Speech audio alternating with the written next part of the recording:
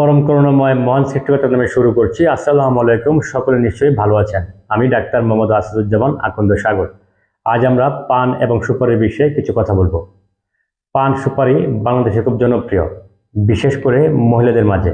শুধু পান খাওয়ার মাঝে কিছু উপকারিতা আছে, যেমন পান পাতার মাঝে কিছু ভেষজ উপাদান রয়েছে, তাই এই পান খেলে মানুষের হজম প্রক্রিয়া বৃদ্ধি পেতে পারে এবং এই পানের রসের মাঝে অ্যান্টিসেপটিক উপাদান রয়েছে, যা মানুষের মুখকে জীবাণুমুক্ত রাখতে সহায়তা করে।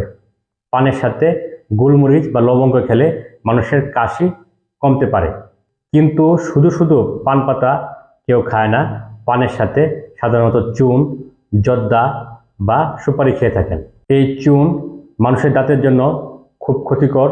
জর্দা, গুড় বা খয়ের বা যে কোনো তামাক মানব দেহের জন্য খুব ক্ষতিকর।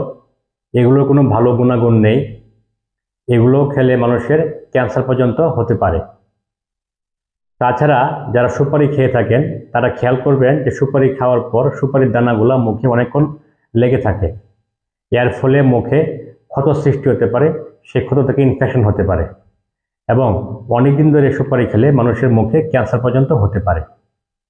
কাজেই আমাদের উচিত পান সুপারি খাওয়ার পর মুখ পরিষ্কার রাখা, বিশেষ করে রাত্রে শোয়ার সময় দাঁত ব্রাশ করে খুব ভালোভাবে মুখ ধৌত করে শুতে যাওয়া উচিত এবং আস্তে আস্তে এই পান সুপারি খাওয়ার অভ্যাসটি পরিত্যাগ করা উচিত।